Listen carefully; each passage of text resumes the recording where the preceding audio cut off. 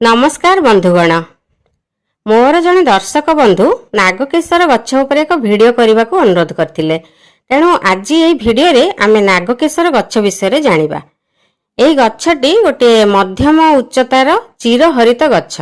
उच्चता प्राय 30 रु 45 मीटर भितर होइथाय। एही गछर छाली लाल मिसा पाउसिया रंगर होइथाय। आ सेथिरु एक प्रकार हलदिया मिसा सबुज रंगर अठालिया पदार्थ बाहर थाए, जहाकु कि धूपकाठी प्रस्तुति रे व्यवहार करा जाय थाए। पत्र गुड़िक टिके लंबालिया होई आंब पत्र परि दिसी थाए एवं तार लंबा 2 रु 5 इंच पर्यंत होइथाए और 1.5 इंच चौड़ा होइथाए। अगरटी टिके गोजिया, ऊपर पाखटी गाढ़ सबुज रंगर होइथाए। आ तळ पाखरे गोटे महम जातीय पदार्थ जमी रहिथिबारु बा गोटे वाक्सी लेयर थिबारु ता धोळा देखा जायथाए, जेमति अरख पत्रर तळपट धोळा देखा जायथाए। नुआ पत्र गुड़िक लाल रंगर होइथाए। आ पत्र कोणरू गोटे बा 2-3टी फूल एका संगरे बाहरी थाए। फूल गुड़िक अति सुगंधित होइथाए। फूल रे 4टी धळा रंगर पाखुडा रहिथाए। आ मझिरे अनेक गुडी हळदिया रंगर केसर रहिथाए। फलटी गोलाकार बा अंडाकार होइथाए। सेथिरे गोटे रु 4टी पर्यंत गाढ़ बादामी रंगर मंजी रहिथाए। एही मंजीरु गोटे सुगंधित तेल बाहर करा जायथाए। फूल साधारणतः फेब्रुआरी मार्च आड़े देखिबाकू मिलिथाए। ओडिया रे एही गछकू नागकेशर, नागेश्वर, नागपुष्प आदि कहिथांती। आ एहाकू साधारणतः ओडिसा रे शिवलिंग उपरे अर्पण करा जायथाए। ओडिसा रे केही केही अन्य गोटे गछकू मध्य नागेश्वर बोली कहिथांती। ताहा प्रकृत रे नागलिंग गछ। आ तार फूलर रंग गोलापी बा लाल रंगर होइथाए। मु परे सेही गछ उपरे मध्य गोटे भिडियो करिबी। आ हिंदी रे मध्य एहाकू नागेश्वर बा नागकेशर कहा जाए। संस्कृत रे सेमती नागकेशर, अहिपुष्पा और चांपेय आदि कहिथांती। इंग्लिश रे नागकेशर गछकू Ceylon ironwood, cobra's saffron, Indian rose chestnut कहिथांती। एही गछर काठ लुहा परि शक्त होइतिबारु इंग्लिश रे एहाकू सिलोन आयरनवुड कहा जाए। सिलोन बा श्रीलंका हेउची एहार मूल स्थान।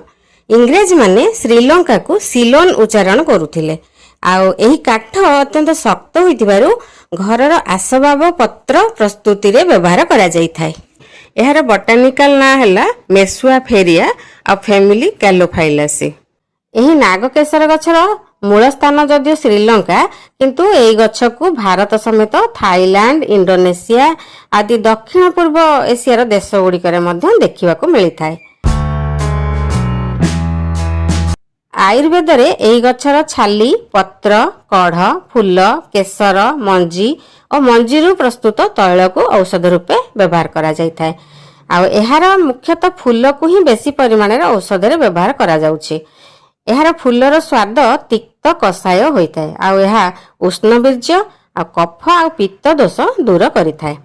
अनेक प्रकार आयुर्वेदिक औषध रे मध्य नागेश्वर व्यवहार होइथाए, यथा च्यवनप्राश, दशमूलारिष्ट, ब्रह्म रसायन, कनकाशव, महाकालेश्वर, नागकेशर आदि चूर्ण आदि रे नागकेशर रहिथाए।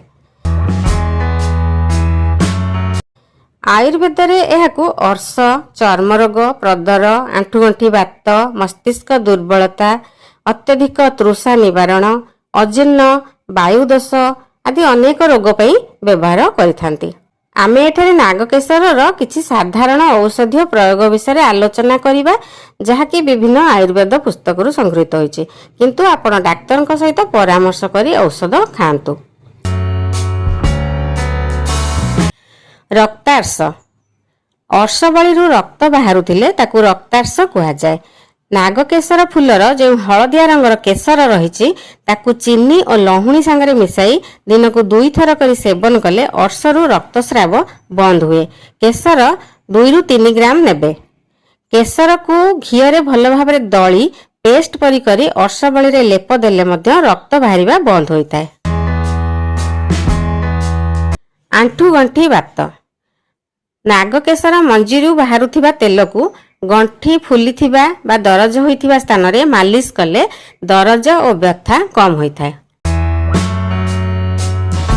चर्म रोग, नागकेशर फूल को हलदी सहित बाटी देहरे लगाइले देहरु दुर्गंध दूर होइथाय। आ समस्त प्रकार चर्म रोग रे मध्य एथिरु उपकार मिलिथाय। ଯେଉଁମାନଙ୍କର ଚର୍ମ ତେଲିଆ ହୋଇଥାଏ ସେମାନଙ୍କର ମୁହଁରେ ବେଶୀ ବ୍ରଣ ବାହାରିଥାଏ। ନାଗକେଶର ଫୁଲର କେଶରର ଚୂର୍ଣ୍ଣ ସହିତ ରକ୍ତ ଚନ୍ଦନର ଚୂର୍ଣ୍ଣ ବା ପେଷ୍ଟକୁ ମିଶାଇ ମୁହଁରେ ଯଦି ନିୟମିତ ଲଗାଇବେ ମୁହଁରେ ବ୍ରଣ ଉଠି ନଥାଏ, ମୁହଁରୁ କଳା ଦାଗ ଲିଭିଯାଇ ମୁହଁ ଉଜ୍ଜଳ ଦିଶିଥାଏ। ଅଜିର୍ଣ୍ଣ ଓ ବାୟୁ ଦୋଷ। ନାଗେଶ୍ୱର ଫୁଲ 1ରୁ 2 ଗ୍ରାମ ଓ 3ରୁ 7ଟି ପର୍ଯ୍ୟନ୍ତ ଗୋଲମରିଚ ମିଶାଇ ବାଟି ପିଇଲେ ଖାଦ୍ୟ ଠିକ୍ ଭାବରେ ହଜମ ହୋଇଥାଏ ଓ ପେଟରେ ବାୟୁ ଦୋଷ ହୋଇନଥାଏ। ପୁରୁଣା ଝାଡ଼ା। ନାଗେଶ୍ୱର ଫୁଲ, ମୁଥା ଓ ଗୋଲମରିଚକୁ ବାଟି ଦିନକୁ 2ରୁ 3 ଥର କରି 7 ଦିନ ପର୍ଯ୍ୟନ୍ତ ସେବନ କଲେ ପେଟ ଗୋଳମାଳ, ଡାଇରିଆ, ଡିସେଣ୍ଟ୍ରି ଓ ପୁରାତନ ଝାଡ଼ାରେ ଉପକାର ମିଳିଥାଏ। ଶ୍ଵେତ ପ୍ରଦର। ନାଗେଶ୍ୱର ଫୁଲକୁ ଘୋଳ ଦହିରେ ବାଟି ଦିନକୁ 2 ଥର କରି ସେବନ କଲେ ଶ୍ଵେତ ପ୍ରଦର ଭଲ ହୋଇଥାଏ। ଆଉ ପଥ୍ୟ ହିସାବରେ କେବଳ ଘୋଳ ଦହି ମିଶା ଭାତ ଖିଆଯାଏ। ହାତ ପାଦ ଜଳାପୋଡ଼ା। ନାଗେଶ୍ୱର ଫୁଲର ଚୂର୍ଣ୍ଣକୁ ଲହୁଣୀ ବା ଘିଅରେ ମିଶାଇ ହାତ ପାଦରେ ଲେପ ଦେଲେ ଜଳାପୋଡ଼ା ଭଲ ହୋଇଥାଏ। ଗଳା ରୋଗ। ନାଗେଶ୍ୱର ପତ୍ର ରସ 4ରୁ 5 ମିଲିଲିଟରରେ ମିଶ୍ରି ମିଶାଇ ଦିନକୁ 2ରୁ 3 ଥର ଲେଖାଏଁ ସେବନ କଲେ ସମସ୍ତ ପ୍ରକାର ଗଳା ରୋଗରେ ଲାଭ ମିଳିଥାଏ। ମସ୍ତିଷ୍କ ଦୁର୍ବଳତା ଓ ଉନ୍ମାଦ ରୋଗ। 1ରୁ 2 ଗ୍ରାମ ନାଗେଶ୍ୱର ଫୁଲର ଚୂର୍ଣ୍ଣକୁ ମହୁ ସହିତ ସେବନ କଲେ ଉନ୍ମାଦ ଓ ମସ୍ତିଷ୍କ ଦୁର୍ବଳତାରେ ଉପକାର ମିଳିଥାଏ। ଶ୍ୱାସ, କାଶ ଓ କଫ। 2ରୁ 3 ଗ୍ରାମ ନାଗେଶ୍ୱର ଫୁଲର କେଶରର ଚୂର୍ଣ୍ଣକୁ ମହୁ କିମ୍ବା ଉଷୁମ ପାଣିରେ ଦିନକୁ ଥରେ କିମ୍ବା 2 ଥର ଲେଖାଏଁ ସେବନ କଲେ ଶ୍ୱାସ, କାଶ ଓ କଫ ଆଦିରେ ଲାଭ ମିଳିଥାଏ। ହିକ୍କା ଭଲ ହୁଏ। ବହୁତ ସମୟ ଧରି ଯଦି ହିକ୍କା ହେଉଥାଏ ଏବଂ କୌଣସି ଉପାୟରେ ତାହା ବନ୍ଦ ହେଉନଥାଏ ତାହେଲେ ନାଗକେଶର ଫୁଲର ଚୂର୍ଣ୍ଣ 3 ଗ୍ରାମକୁ ମହୁ କିମ୍ବା ମିଶ୍ରି ସହିତ ମିଶାଇ ସେବନ କଲେ ହିକ୍କା ତୁରନ୍ତ ବନ୍ଦ ହୋଇଯାଇଥାଏ। ଏହାଛଡ଼ା ନାଗକେଶର ଚୂର୍ଣ୍ଣ ସେବନ କରିବା ଦ୍ୱାରା ସ୍ତ୍ରୀମାନଙ୍କର ବନ୍ଧ୍ୟା ଦୋଷ ଦୂର ହୋଇଥାଏ। ଆଉ ଏହା ରକ୍ତରୁ ବ୍ୟାଡ୍ କୋଲେଷ୍ଟ୍ରଲ ମଧ୍ୟ କମ୍ କରିବାରେ ସାହାଯ୍ୟ କରିଥାଏ। ଏହି ନାଗେଶ୍ୱର ଫୁଲର କେଶରଟି ସୁଗନ୍ଧିତ ହୋଇଥିବାରୁ ଏହାକୁ କିଛି ସ୍ଥାନରେ ଖାଦ୍ୟରେ ମସଲା ରୂପେ ମଧ୍ୟ ବ୍ୟବହାର କରିଥାନ୍ତି। ବନ୍ଧୁଗଣ, ଏହି ଭିଡ଼ିଓରେ ତ ଆପଣ ନାଗକେଶର ବା ନାଗେଶ୍ୱର ବିଷୟରେ ତ ଅନେକ କଥା ଜାଣିଲେ। ଭିଡ଼ିଓଟି କେମିତି ଲାଗିଲା ମୋତେ କମେଣ୍ଟ ସେକ୍ସନରେ ନିଶ୍ଚୟ ଜଣାଇବେ।